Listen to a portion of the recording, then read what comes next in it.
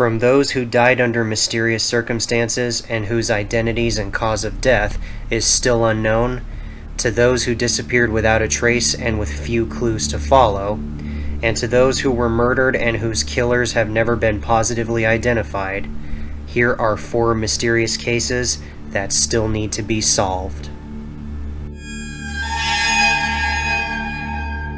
On April 20th, 1990, 17-year-old Christopher Matthew Kerze told his mother that he was suffering from a headache and he didn't want to go to school that day. His mother didn't think anything of it after some reassurance from her son, and she went to work that day as usual, while leaving some Excedrin headache medicine for her son. However, when she returned home later that day, Chris was gone, the family dog was loose, the family's 1988 blue Dodge Caravan was gone, and so was the family's Mossberg 20-gauge bolt-action shotgun. The only clues left behind that seemed to indicate where Chris had gone were as follows. The first clue was a letter on the kitchen counter that said, "Mom, something important came up, feeling somewhat better, back by 6, unless I get lost. Love, Chris." The second clue was another letter that showed up in the mailbox of Chris's parents, which was postmarked from Duluth, Minnesota, a nearly 2.5-hour drive from the family home in Eagan, Minnesota. This letter, also written by Chris, carried a more ominous message that revealed Chris faked his headache so that he could be alone and take the Dodge Caravan for himself and go, in his own words, to not even I know where, while also saying, "Take heart, because if one person is better off for having known me, my life will have not been wasted." By this time, the intentions that Chris had seemed to indicate that he was intent on killing himself, which struck everyone who knew him and his family as odd, because Chris was not the type of teenage boy who would try to end his own life. He was successful in school, made it on the school's varsity swim team, he enjoyed skiing, laser tag, and camping, he had a driver's license, he had a small group of close friends, and he was on good relations with his teachers, his friends, and even his own family.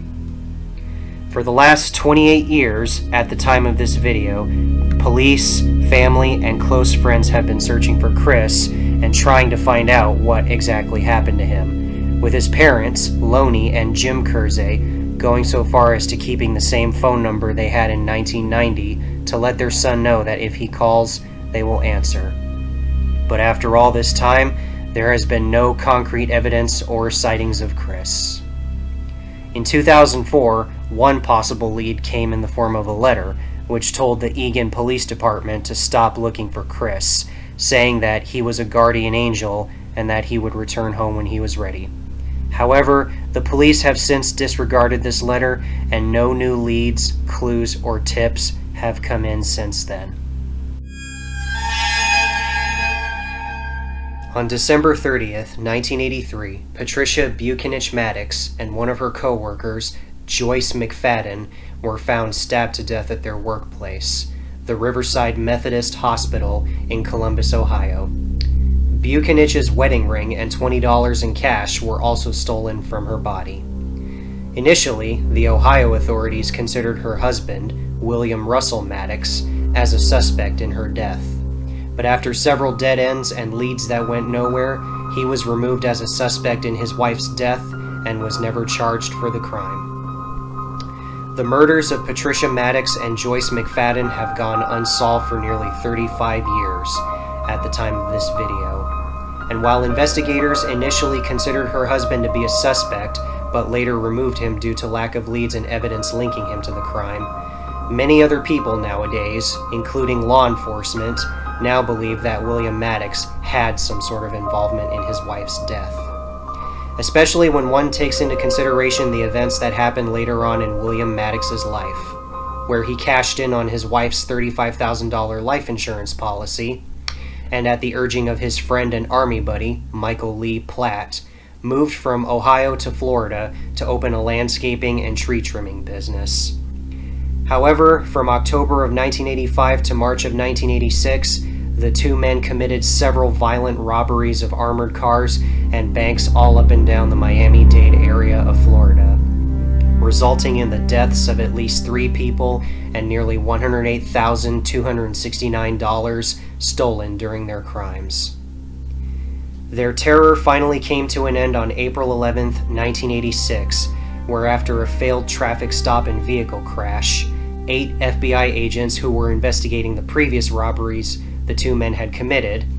engaged in a violent and prolonged shootout with Platt and Matix, resulting in the deaths of both men and the deaths of FBI agents Jerry Dove and Ben Grogan, the wounding of 5 other agents who participated in the battle, while the final agent remained unscathed. It has been considered the most violent shootout between armed criminals and FBI agents, and the most violent armed confrontation in law enforcement history, alongside the Newhall Massacre of 1970 and the North Hollywood Shootout of 1997. But to this day, there are still no concrete leads or evidence linking William Matix to the death of his wife and her co-worker.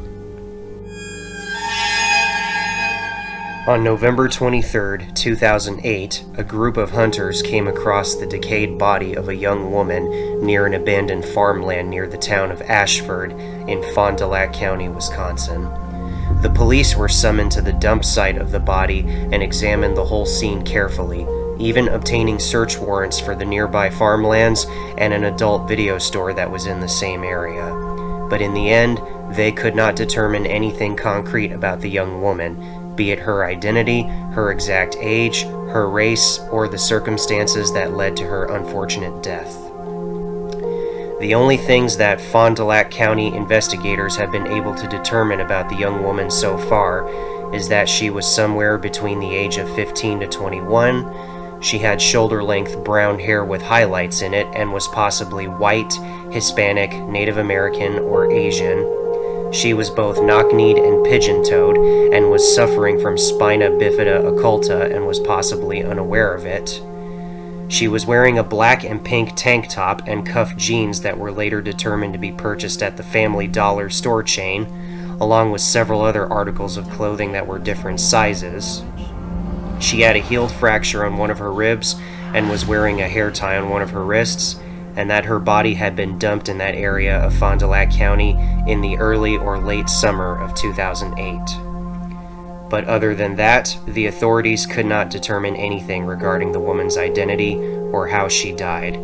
The only cause of her death that the authorities have managed to rule out so far was suicide. 3 years after her initial discovery, and with no further leads or clues regarding the identity of the woman or the circumstances surrounding her death, the Fond du Lac County authorities decided it was time to properly bury her. So on December 7th, 2011, Pearl Harbor Day, the Fond du Lac Sheriff's Office, other investigators, the local news stations, and strangers came to the Cattaraugus Cemetery in Waupun, Wisconsin to say their final goodbyes and to lay the unknown woman to rest. Even a Patriot Guard rider, David Kukla, stood by, holding up an American flag. When he was asked later why he did this, he responded with, "She's still a human being and she still needs to be laid to rest with dignity and honor." 10 years after her death and the discovery of her body, and 7 years after her burial, authorities are still no closer to solving her identity or the events that led up to her death. However, in April of 2018, a new facial reconstruction of Jane Doe was released, and her body was exhumed for re-examination. As of August 2018, isotopic analysis that was done by the Isoforensics Laboratory in Utah have been able to determine that Fond du Lac Jane Doe had likely spent most of her life living in the southwestern United States, possibly in Arizona and New Mexico, or even southeastern California, and that she had possibly lived in the midwestern United States, potentially in northern Iowa, southern Minnesota, and the southwestern area of Wisconsin for less than a year before her death. But at the time of this video, her identity and the cause of her death still remains unknown. On November 16, 1969, then 15-year-old Trevor Santochi, who was out birdwatching, came across the body of a young woman in an area of dense bushes near Mulholland Drive in Los Angeles, California, United States of America. Frightened by the discovery, the police were called, and what they found left many of them speechless and disgusted. The unidentified woman had over 150 stab wounds all over her neck, chest, and torso area, with what was later determined to be inflicted by a common penknife, and that some of the wounds were fatal enough to sever her carotid artery. Several defensive wounds were found on her arms, and it was determined that her killer was a right-handed individual. One investigator who examined her wounds would later go on record to say that the wounds were equivalent to that of a crime of passion. And as Detective Luis Rivia of the Los Angeles Police Department's Cold Case Squad would later say in 2016, more than likely she was unable to defend herself any other way other than to use her hands to either block the attack or actually grab onto the knife. So the way we see it is she was immobilized, probably on her back, and the person might have been on top of her as he was inflicting the wounds. Despite the meager possessions that this woman had on her when her body was discovered, law enforcement couldn't determine her true identity, and despite the composite drawings of what she might have looked like in life being sent out to the public, the woman would remain unidentified for the next 46 years in the Los Angeles Police Department's cold case files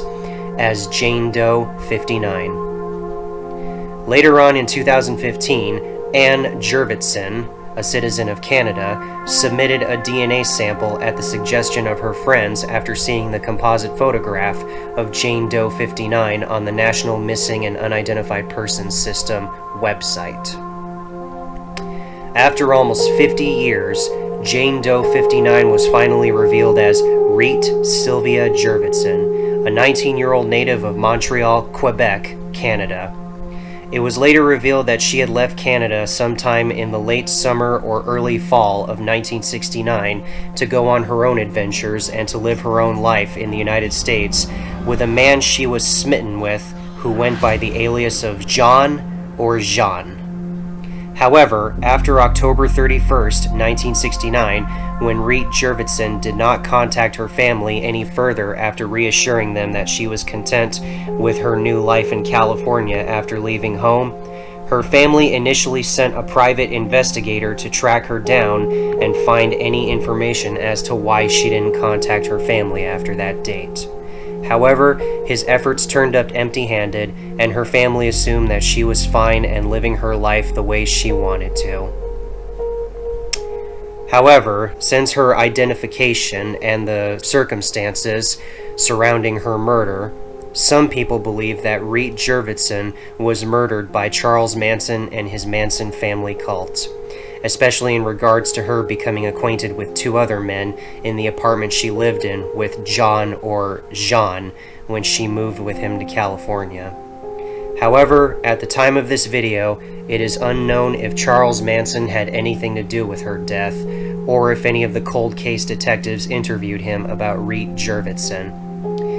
And given the fact that Charles Manson passed away in November of 2017, the world may never know if he or his family cult was involved in her death. As of 2018, at the posting of this video, the only suspect that police have their eyes on is the man that Reet Jurvetson went to California with in 1969. The man who went by the alias of John or Jean.